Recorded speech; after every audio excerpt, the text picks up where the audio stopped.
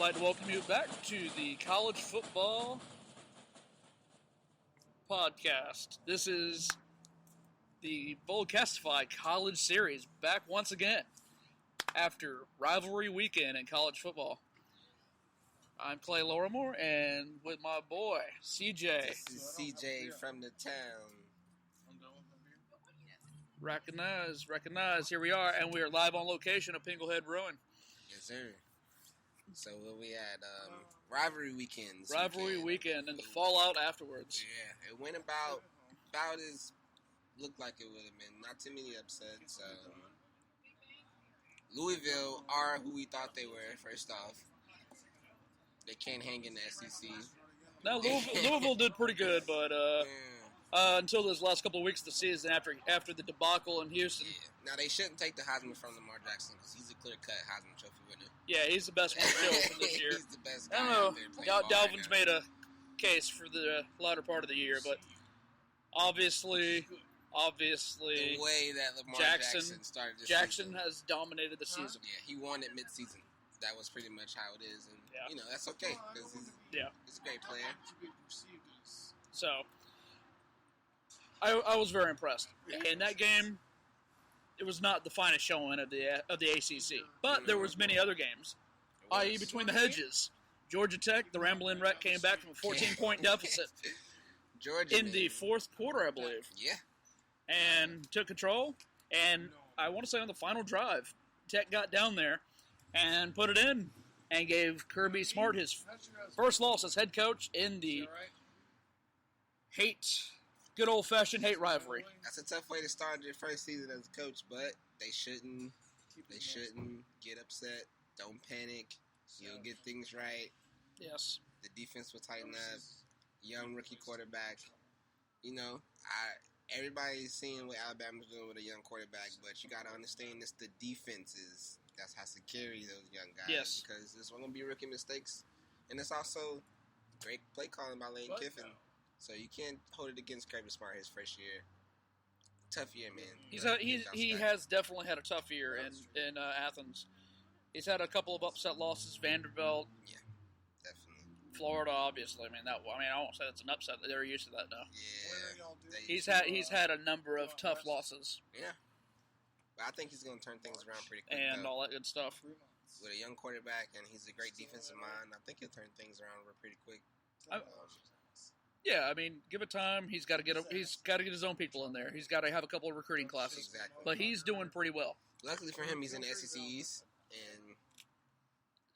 and we all know what the SEC East is made of this year. Yeah, the SEC East is called the SEC least for a reason. Yes. It's pretty bad. It is pretty daggum awful. Yeah. Florida's managed to win it the last 2 years. And to be honest, the whole SEC has been pretty bad this year.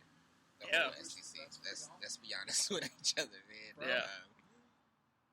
Out of here. That hurt. And in the same case, Missouri won it the 2 years previously. Yeah, they came in and won it, and this year I think it's lack of quarterback play that's hurting the SEC. That's separating the SEC East, or even SEC period, from other conferences, because other conferences they got better quarterback play. I think there is better quarterback play to come. I think there's some young guys out there playing football for the SEC as far as quarterback. South Carolina has a young quarterback out there. Kentucky has a young quarterback out there. But we'll see. I think quarterback play is definitely coming into option as far as the SEC is concerned. Yeah, it's definitely starting to come into play. But you could definitely see that's been the hindering factor in a lot of the games, a lot of the teams, and all that good stuff. Exactly. But like you said, especially in the East, that's been a problem at Florida. Obviously a problem at Georgia. Carolina looks like they may have found their quarterback. I think Carolina did find their quarterback. Carolina might have found theirs. South Carolina, I think, might have South Carolina, theirs. yeah. But I think they're starting to come along. But, of course, the West is where it's at. The West is dominating. Yeah. And, you can't even say just the rest of the West is dominating. Alabama is dominating. Alabama is in a different stratosphere in the SEC. Yeah. They have been. People have to admit it. People can't just go around and keep chanting SEC. You can't have Vandy. Well, I guess you can have Vandy because they're one of the better ones. But you can't have... So that brings a question. You can't have random teams like Florida or whatever going around saying SEC, SEC, because they haven't done anything. They haven't dominated. No, they're not dominating. Mm-mm. It's Alabama. Yeah. They need to be chanting. They need to be chanting Bama if they're chanting anything. Yeah, they might as well. And it's sad to say this year, but that's the case. And you always want to see your division do good because that makes the quality of your championship, your division championship, that much better. But to win championships, you need a good defense, a great defense, and a good quarterback. And sadly, this year in the SEC, it hasn't been a lot of good quarterback play. Good defenses, but not a lot of good quarterback play. And rivalry weekend. Now let's look at the ACC rivalry weekend. It's kind of slanted the last couple 2-3 years. Yeah, maybe it's just 2 years. I'm not sure, but I want to say it's 10-2 ACC the last few years. I mean, you look at Georgia, South Carolina, and Florida. They've fallen to the rivals the last 2 years consecutively. Well, Florida State. It's been 4 years now. Yeah, definitely. They've been owning that. They've tied the longest streak in school history. Florida State, after coming away with a 31-13 victory over the Gators in Tallahassee. Yeah, put a whooping on them. Pretty bad, but another inept offense for the Gators. Bad offense, but I'm surprised at how many points Florida State put up on that defense. Yes, Florida does have a very stout defense. Yeah, especially out there on the cornerbacks. Francois still had him a good day. Tabor's Tabor. I mean, he's going to make plays. Yeah. But you can only do so much when you're out there half the game. Mm-hmm. So eventually it's going to be given away from you because they can't make any plays down the field. Exactly. They've got to get a quarterback in Florida. Florida is missing a quarterback. They've been missing a quarterback since Tim Tebow. Yeah, honestly. Let's be completely honest. They've been missing a quarterback since then. And even then, I mean... And that's debatable even. Yeah. And just a reminder, everyone, we are live on location at Pinklehead Brewing. Come get some tasty beers. We're in Orange Park, Florida. Tasty beers and quality food. So you think Washington, you think they can pull it out against Colorado? Okay. Stepping over to championship weekend. Well, yes. Yes, I do. But don't discount Colorado. Mm-hmm. Now, I would say there's a good chance of an upset. But right after the game, after Colorado won their rivalry game, or was it Utah they beat? I'll say, actually, no, it wasn't a rivalry. It was Utah they beat to play their way into the championship game for the South. Two of their players celebrated the victory at a local establishment.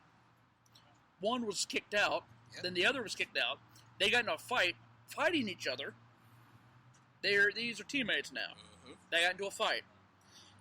The one actually KO'd the other one. The one that was KO'd, police came, took out his wallet to identify who he was, because they had no idea who the individual was. Mm-hmm. When they opened his wallet, they found multiple grams of cocaine in his wallet. That's sad. So he will not be playing in the Pac-12 championship game. Let's hope not, because that kind of behavior, you can't be privileged to play a sport with that kind of behavior. Note to self: keep your grams in your personal life, and don't get knocked out by your teammate if you're doing it. Right. Save the coke until after the championship games. Yeah, I think Washington rolls over Colorado. I don't even think it's that bad. That close. Yeah, I mean Colorado still has had an incredible turnaround. Yes, definitely. Incredible turnaround. And you know what? And it's kind of going to be to me a bad thing for Washington because they're going to run into a playoffs against some really good defenses, and if they happen to have to run into Alabama in that first round of the playoffs against that defense, look out, man! It's going to be tough. I agree. It's not the Pac-12's down this year, which I'm very happy to see. Washington and Colorado both kind of come from nowhere, essentially. They weren't. They have been the bottom feeders of the Pac-12 in recent years. They definitely have. And, but I'm very happy to see them kind of rise up. Yeah. Now USC, their case is strange because yes, they have. Yeah, that's true. If not for a certain quarterback change or playing the number one team in the nation as start off your year, I think if USC's They would be schedule in the a little mix, different, they're definitely in the mix. But Unfortunately, a chips couple, didn't fall for 3 them. early losses that definitely hurt them. It's gonna hurt them. But the quarterback change definitely helped. They probably wish they did that earlier. So Florida this weekend is gonna look to do what no team did all November, and that's score a touchdown against Alabama. That is an incredible stat. I heard that myself. Not only did no team score a touchdown versus the Crimson Tide, but no team came within the 10-yard line. I mean, in the month of November. And those kind of stats are what makes people say that this is Nick Saban's best team he's had. I have to agree. And complete team. And this not is definitely just, his best quarterback. Definitely the best quarterback he's ever had. Definitely the best set of wide receivers. I can say that. This defense, what brings it down to is the defense. Does it match the 2011 defense? And as far as a complete team, you would have to say so, because even if the defense doesn't match up, the quarterback play is better, the receivers are better. It's just an overall better team as far as if you 100%. take the 2011 team and you play them against this Alabama team, I think this Alabama team rolls over. Yeah. I mean, I it's as concur. simple as that. The offense is dangerous right now. It can be even more I could see dangerous. Florida having a little bit better chance in last year's game. Yes. Because they had a even more stout defense, Yeah. deeper roster. Even though the quarterback was a little more inept, but this Alabama team is too multi-dimensional. This game has a chance to remind me of this Tennessee game earlier this year, where it's an injury-riddled team with not so well quarterback play playing against us. I mean, it's gonna be big. It's gonna be tough. And the last SEC title game in the Dome. And just because Alabama still has a chance to make the playoffs without this win, don't expect Coach Saban not to have his kids ready to play, because they're gonna be even more ready to play than you think. No, I mean, I honestly do believe that they will make the playoffs either way. Yeah. But it only determines which seed. Nick Saban takes pride in the SEC championship. That's a big deal to him and his team and our organization, and I think he's going to take pride in that. Yeah. Well, let's head up north and take a look at the Big 12 title game and slide back behind that to last week in rivalry weekend. Ohio State in the Horseshoe. Michigan. What do you think about that game? I think it was bad refereeing for the whole game. I don't think I'm always against referees determining the outcome of the game. Ohio State won. Michigan should have never put themselves in a place to lose that game. They were up. They had 17-7. They should have won that game. I agree. If they wanted to win that game, you can't take one play and say, "Hey, they cheated us." If you wanted to win the game, you would have kept your lead and won the game. Yeah, I mean, what was it on the last 3 plays? They had a total of like 7 yards, 6 yards, or something. Yeah, best team. Maybe a little off, but they did not. They had less than 10 yards on three drives or something, 3 plays before overtime. Yeah. So that's kind of on them. Yeah, but they did have a number of really horrible calls, and as someone pointed out, conspiracy theorists everywhere pointed out that 3 of the officials in the game were from Ohio. Yep. So anyone can make an excuse for anything, but I am one. I have no horse in the fight, no cat, dog in the fight, as you call it, whatever the case. But it was clear to me, in my opinion, that they were short of the first down. What that did to me was make the Big Ten situation in the whole, as far as who wins the Big Ten championship and who gets into the playoffs, a conversation. Because now, Michigan or Ohio State is not in it. And so if Penn State wins, or even if Wisconsin wins, why not? Why not them in the playoffs over Ohio State? Yeah, I mean, well, that's the thing. If it makes it tough. Well, them being seated right now at number 5 in the current college football playoff, they could easily be moved in if Washington loses the Pac-12 title game.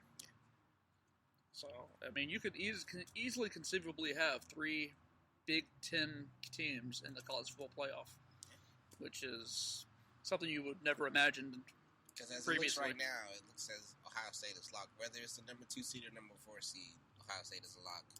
it looks as if Alabama's a lock. So it's pretty much comes down to who's going to take care of business in championship weekend. Absolutely, I concur. So, now what do you think of the Penn State-Wisconsin matchup in the Big Ten title game? It's funny because I like Wisconsin as far as, they lost close against, or they actually beat LSU, right? They beat LSU this year. Yes. And they had some tough games this year. They kind of match up even to me. But as far as it comes down to the quarterback play, and I feel like Penn State's quarterback play is going to allow them to win that game. I think Penn State's been on a good roll towards the end of the year too, and I think that's going to help them roll towards a victory and go ahead and win the Big Ten title. And that brings up the conversation: should they be in the playoffs? If it's me, I would take Washington out and put Penn State in there. And just now? I mean, no matter what? If they win the championship. If they win. I put Penn State and Ohio State in there and maybe even rematch them in the first round just to see what happens. But well, as it sits at the moment, Alabama is obviously number 1. Ohio State follows at number 2. Clemson, number 3. Washington, playing the Pac-12 title game, at number 4. And Michigan and Wisconsin are on the outside looking in. And, of course, Wisconsin, and Penn State is at number 7. Penn State's loss is not as bad as Washington's loss. And Penn State, or even Clemson's loss. I mean, look, they've got some pretty quality losses if you look at Penn State's losses. Yeah. And Michigan's glaring loss is Iowa. Yeah. Because Iowa lost to Division II or whatever you call them now, FBS. Yeah. And North Dakota State. That's why I'm not really sold on Michigan. I mean, they played a good game against Ohio State, but that's because that's a rivalry game. If they were in the playoffs, I think they could compete. They could compete very well. I think that defense, they compete very well. Now let's slide down south. What do you think about the ACC title game in Orlando this year? Because of reasons we aren't going to go into, but when you think about that game, is you want to call it a lock, but Clemson, the way Virginia Clemson's Tech been playing this year, Clemson hasn't. They don't give you Justin that feel. Fuentes. They don't give you that feel where you want to just give them a lock in because they haven't played that great this year. Honestly, Clemson just haven't played great this year. They've done enough, and you want to say, hey, this is football. They definitely had to squeak by a couple of games. Exactly. Florida State, North Carolina State. The one game they couldn't squeak by was pretty bad. That was a bad one. In the pit, so. More or less how bad is how much points they gave up to Pittsburgh. I think... How did Pittsburgh score 43 on them? That defense is horrible. I mean, then again, Pittsburgh did beat Penn State. That's true. At the start of the season. That's true, too. So maybe there's something to be said to Pitt. But I think Clemson's defense is horrible to me. I think they got a good front line, but as far as secondary and linebackers, I don't think they got nothing. No, not at all. I think they're a defense with a good defensive line. That's it. And I don't know how far that's going to carry them into the playoffs. I don't believe so either. All right, well, let's look at the unofficial Big 12 title game. Bedlam. Oklahoma State. Oklahoma. I like Oklahoma, man. Think they're going to roll? Maybe not roll, but I think in the fourth quarter they roll over in the fourth quarter. Because currently they are slotted 9 and 10 in the college football playoff rankings. Baker Mayfield and D.D. Westbrook, man, that's a hell of a combination out there. Yes, it is. And then they got 2 good running backs that can carry the load, and I think they can play enough balanced offense to take control of the clock, and I think they can pull that one out. If you remember, Oklahoma State lost on the very questionable play or whatever it was to Central Michigan at the start of the season. They did. Where they really shouldn't have lost, but they still did. Yeah. Immaterial. Yeah. Should the game have been that close to Central Michigan? Exactly. That's on them. That's on them at the end. I think. But Oklahoma do you think there's a possibility, because they'll still be beating whoever beats each other, they'll still be beating the top 10 team? Yeah. If there's a possibility that either one could make it into the playoff? I think they need a lot of help. I think you would. It would have to be a situation where Clemson lost, Washington lost, and then you would have to have Penn State lose in the in the Big East, and then you would. I was about to say that's the only thing I can guess. Yeah, and Colorado probably. You would need Colorado to actually. You might need Colorado to win. No, Colorado. Yeah, obviously Colorado wins because they're in the title game. So I think it's really tough for them right now. I think they got dealt. Anyways, I don't see if anyone would have a better case. Honestly, I would think it would be Oklahoma State because Oklahoma was routed by Ohio State earlier this year, that's true, and lost to Houston. Yep, and that's true. That's true. So I really personally, in my opinion, I wouldn't put them in. I don't see the big. I just don't see a way the Big 12 can get in this year. No, I don't see a way. I don't believe they should be. I think they give up way too much defense. Yeah, because as we've been saying all year, Big 12 defense is optional. There's 3 really good teams in the Big 10, and then I just don't think that's possible for them right now. Yeah, they'll be gone in 5 years, anyways. Yeah. With that, let's just want to make a mention and say Florida State, for the first time in school history, defeated their rivals 4 years in a row, both times, both Miami and Florida, 4 years consecutively. King of Florida again. Yep. King of Florida again. I mean, you expected it, but you also expected the rest of the season to go a lot better. But that's a great title to take with you. Yeah, you know. It's great in recruiting is the key point. Exactly. To have the title over Miami. I mean, it's actually 7 years now. Yeah. But the key point is it's the entire senior class. Marcus, a bunch of them, are able to leave now. Kermit are able to leave as undefeated against the Miami Hurricanes and the Florida Gators, and it's never been done before. Yeah. No Seminole has been ever able to say that. And let's be honest, if with a little better defensive play, Florida State's in the playoff conversation. Oh yeah, definitely. Because the biggest one that gets me is Carolina. They should have not lost to North Carolina. Yeah, and they shouldn't have been sleeping against Louisville. Let's be honest, they were sleeping against Louisville. Yeah, but that was just a perfect storm. That was a perfect storm game. I can give that one up. It shouldn't have been that bad, but I can give that one because that just works out a perfect storm because the way the team matches up. Yeah. Our defense has not been good against a mobile quarterback like that in a while, especially a high-paced game. That's true. Our defense, especially with Kelly, Charles Kelly just aggravates me. But he aggravates a lot of Florida State fans, and with the way it closed out the season, he's probably going to be back again. But at the end of the day, I'm very happy we've got him, and we've got Jimbo, because he decided not to go to LSU. Yeah, which to me it was a given. I mean, I didn't see him going. I didn't see him going nowhere. I mean, they offered him $6 million. He already makes $6 million, and he's actually only makes $5 million. Oh, so okay. I know Harbaugh's at 9. Saban's around 7. So he's only at 5. But he may get another pay increase. Yeah, I think he should. But what they need to do is increase the staff. Yeah, definitely increase the staff. But I'm excited about their quarterback situation going forth. They can get some weapons around him and keep some weapons around him. I think they got a bright future. Florida State does. I agree 100%. I honestly believe so. Jimbo's been recruiting his butt off. Yes, he has, as always. Real quick, what do you think about the hire at LSU with Coach O? They settled? What I think that was is not a bunch, but some of that is influenced by Alabama's dominance. Teams are not really trying to come to coaches are not trying to come to the SEC to coach. Not the head coaches, not the top tier coaches. They're not trying to come to the SEC and coach. And I think that's a little scary, but I honestly think that's what that had to do something with that, and the fact that the players were rooting for him. Everybody wanted him around. I think he won over the people, so I think it was a good hire for them.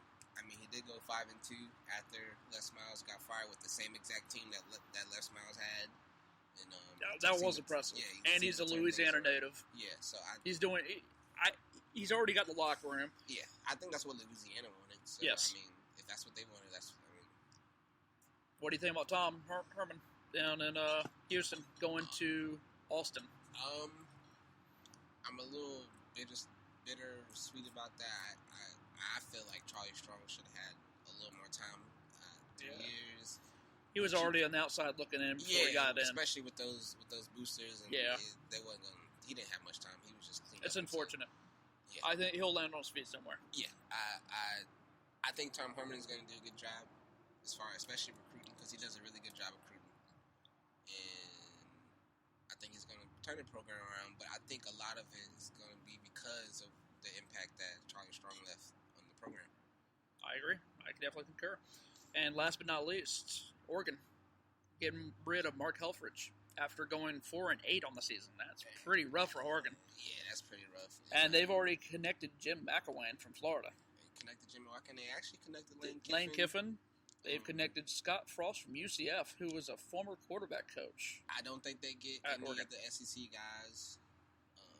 I don't think they go back the old route. I don't think they want to keep the same. Yeah, I don't think they go back to mantra. The SEC guys. I don't know, man. You have to find somebody who can recruit that West Coast. Out there. You got to have someone that knows the Northwest. Yeah, definitely, and that can recruit that area over there, and that can also recruit guys out of Florida, because Florida's got a lot of top talent. Oh yeah, you got to go to your key states: Texas, California, and Florida. So they got the crowd. We'll see, man. It's gonna be interesting. It'll be definitely interesting to see who takes that job. So last but not least, who do you like in the title games? I will say, let's go ahead and go with Alabama taking control of Florida. I agree 100%. I think they cover their spread. I think Washington take care of the business because of Colorado's distractions. I give it to Clemson. I think it's going to be close, but I wouldn't be surprised if it's I think a it'll be blowout. close in the first half. Yeah, I wouldn't be surprised if it's a blowout. Justin Fuentes has done very well with Tech in the first year. Saying. Yeah. So I think. And Clemson's bound to be Clemson. Yeah, exactly. So Clemson's a word for a reason. And I actually like Wisconsin in the Big East. Wow, I like it. Yeah, I like Wisconsin. I like their schedule. That'd be big this year, and they did a good job. So. All right. Well, I guess with that being said, it's about time to wrap this up. And we're going to be looking forward to Championship Weekend. Thanks for joining us. Yeah, we'll come back and hit you up next week. Thanks for listening to the Boldcastify College Series. Follow us on Boldcastify, Garnet and Gold BCS. And check us out on Facebook, Instagram, Twitter, any other social media website you can think of. Y'all have a great evening and wonderful week. Live bold.